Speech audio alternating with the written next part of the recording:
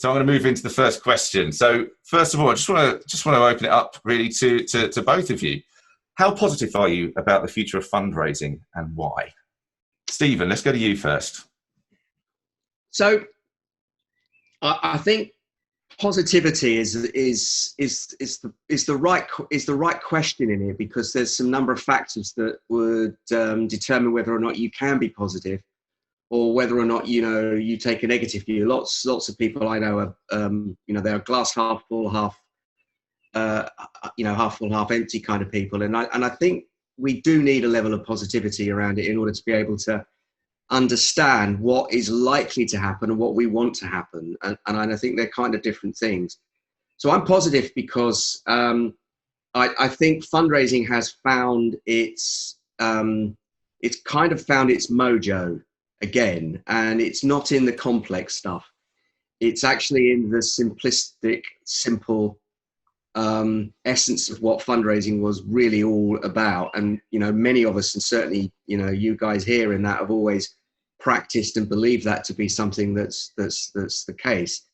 So it's found that, and the complexity and the overlaying of things appears to have actually, they don't matter. In the middle of a crisis, you have to go directly to the emotional connection and ask. We're doing that well. And for many, we're either relearning that. For many fundraisers, we are exposing that they can't do that. Organizations that get it and understand that and are strategic, but also have that essence, are, I think, finding themselves in an amazing position, because they're the kind of organizations that can move forward. And I think they're very positive. For those who don't, I think there'll be some casualties as a result of this. So I'm optimistic. I'm positive about it, and I think there are some resurgences of certain techniques and channels. We'll probably come on to that a bit more, but genuinely, I think fundraising will have found its place, and I think organizations and people will reconnect as to why fundraising is there and why it's important. And that could be a really interesting, flourishing moment for us afterwards. Thank you. Marcus, do you share any of Stephen's optimism? Yeah, I do actually. I think what we've got to accept right from the very start is that these are very challenging times. It's challenging for people in their personal lives. It's also, I think, challenging from a work point of view. And the sector is going through immense disruption. And I think like Steve said, there's going to be some organisations that adapt and survive. There'll be some organisations that don't. I think also a very important point Steve made about going back to purpose and raison d'etre, I think is key, because I think certainly from my perception, for many years, the sector has been increasingly optimizing and been in a cycle of optimization, which has doubled down on technique.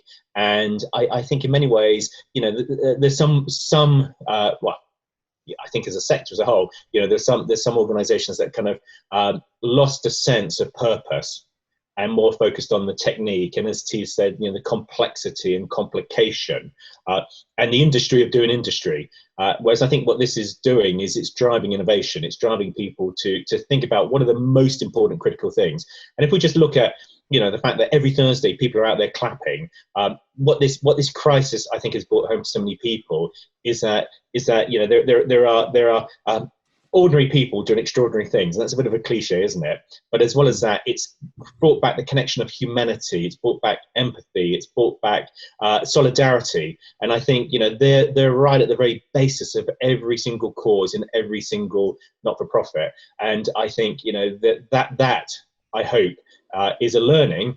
And I think I'm also hoping it's a seismic change, a reset that will take the sector forward more strongly. But I think so much of it comes down to how organisations adapt, how they react. And that's not just fundraising, it's a total organisational challenge or opportunity. You've both sort of mentioned this kind of going back to grassroots, so to speak, back to the purpose and the simplicity, with perhaps many years of optimisation resulting in this kind of ever more sophisticated technique focus.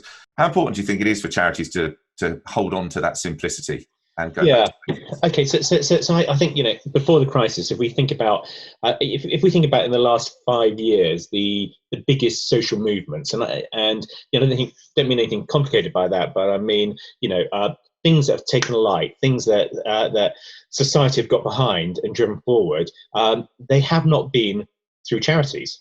You know, if we think in terms of climate, you think in terms of human rights, you think in terms of so many different things, and I think, you know, that was a challenge to our sector, and I think that you know, of course, there are many people who do things through charities. Don't get me wrong, but you know, if you think about, you know, the big movements that spark, that pick up momentum, and they've been driven by people who have chosen not to engage with charities, and in some cases worked around charities. And I suspect, you know, there's an element in that of passionate people, if they were to contact a charity to say, look, I'm really passionate about the cause, I want to get involved, probably the first thing they'd be told to do is, I'll take out a regular gift, which is the wrong answer. And I think, you know, if we look at, but if we accelerate to now and look at what is happening out there, and how people are connecting and how people are finding the value in those connections, and the value in having a sense of personal purpose and driving that personal purpose forward, I think that is something that if as organizations we recognize, and we recognize that we need to adapt so that we can do it on their terms, and view them as partners in our mission, as opposed to people who give us money so that we can do what we do, I think that's something really, really powerful. And so if you look at some of the not techniques, but if you look at some of the, you know, your specific questions, some of the things we're seeing, I think, you know, we're seeing more connection over digital. I think we're seeing more connection of people bringing their own voices, their own attitude, their own personality, their own drive and purpose to issues and causes. And I think that's something that, you know, we need to adapt to, we need to embrace, we need to accept, and if we do that and we view people who want to drive the same purpose as us as partners in driving that purpose, as opposed to people give us money, then I think that's a really powerful place to be. Yeah, and I think what Marcus is saying about purpose is and personal purpose, and the reconnection with that is really, really important. I mean, I think there are a number of organizations. I was talking to someone the other day and they were going, oh, I can't make digital work. I can't do it. And I said, well, it's not digital. It's not the problem with digital. The problem is you're telling people the wrong thing and no one cares about you.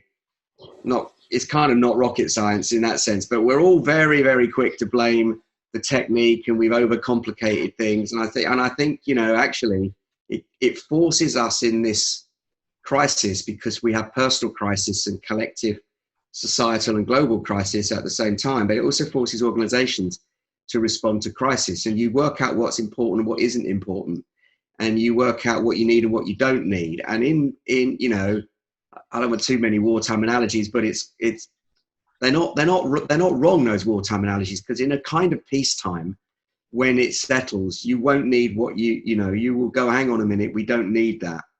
Now, I think the way that we've built charitable connections has become complicated, and we've brought people in who just don't get it, and they are irrelevant, actually, in much of what is delivered and done.